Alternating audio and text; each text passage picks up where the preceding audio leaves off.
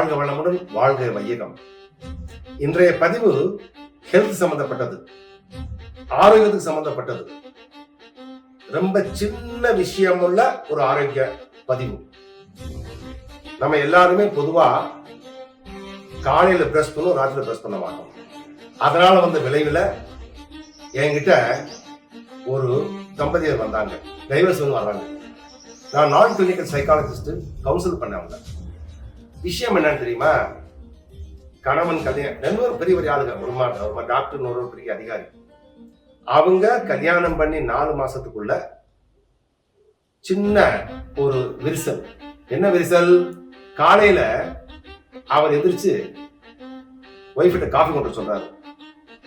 அந்த அம்மா குளிச்சுட்டு மல்லிகைப்பூ வச்சு நல்ல சந்தனம் போட்டு வச்சு லக்ஷ்மி மாதிரி, லக்ஷ்மி கடாசம் பொருத்திய ஒரு தேவதை மாதிரி காஃபி எடுத்துட்டு வர்றாங்க.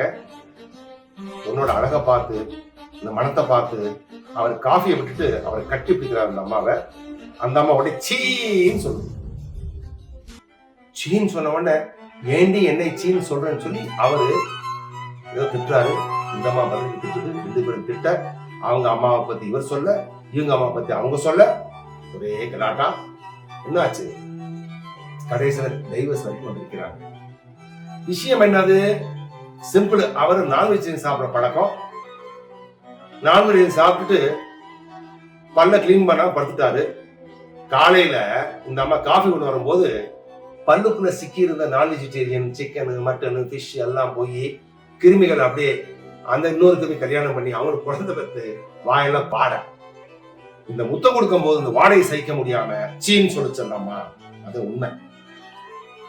இத நம்ம புரிஞ்சுக்கிட்டு எப்படி நான் இது மாதிரி ஒரு தவறான அல்லது ஆரோக்கியம் இல்லாத ஒரு வேலை செய்யாம இருக்கணும்ன்றத படிச்சுக்கிறதுக்கு தான் நான் ஒரு சைக்காலஜிஸ்ட இருந்து என்கிட்ட வந்து விஷயத்தை வந்து பகிர்ந்துக்கிட்டேன். அப்புறமேல அவங்க சொல்லி என்ன செய்யணும் அப்படின்றத படிச்சுக்கிட்டு நீ கல்யாணத்துக்கு அப்புறமேல 2 குழந்தை நல்லா இருக்கிறாங்க. அவங்க என்னது, ராத்திரில சாப்பாட்டுக்கு அப்புறமேலு படுக்க போறதுக்கு முன்னால பேஸ்ட், பிரஷ் போட்டு நல்லா கிளீன் பண்ணிட்டு, டங் கிளீனர் போட்டு கிளீன் பண்ணிட்டு, வாயை சுத்தம் பண்ணிட்டு, ஒரு ½ கிளாஸ் சுடுதண்ணியை குடிச்சிட்டு படுங்க. இப்ப ராத்திரில 8 மணி நேரம் ஃப்ரீயா இருக்கறனால எந்த துகள்களும் இருக்காது, ஜெர்ம்ஸ் இருக்காது, வாய் சுத்தமா இருக்கும். ராத்திரில பை சான்ஸ் எச்சி வந்தா கூட விழுங்கலாம், நோ ப்ராப்ளம்.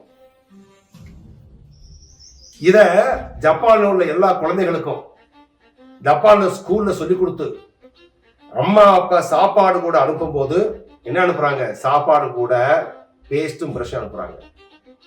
அந்த குழந்தைகள் ஸ்கூலுக்கு வந்து பேஸ்ட் பிரஷ் யூஸ் பண்றது எப்ப? சாப்பிட்ட பின்னால. இது வந்து புரிஞ்சுக்கிறோம். என்ன தெரியுமா? சின்ன விஷயம், ரொம்ப சின்ன விஷயங்க. இதுல நம்ம இன்னைக்கு இருந்து எந்த சந்தர்ப்பத்திலையும் ராத்திரில சாப்பாட்டுக்கு அப்புறமேலு வாயை நல்லா டூத் பேஸ்ட் பிரஷ் பண்ணி கிளீன் பண்ணி தூங்கணும். காலையில ஒன்னும் செய்யலாம் பரவாயில்லை, காலையில பிரஷ் பண்ணாலும் பரவாயில்லை, சும்மா காகுல் பண்ணா போதும். படிச்சுக்கோங்க. இது மாதிரி நிகழ்வு உங்க ஃபேமிலியில வராம இருக்கிறதுக்கு இது ஒரு நல்ல வாய்ப்பு. நன்றி, வணக்கம்.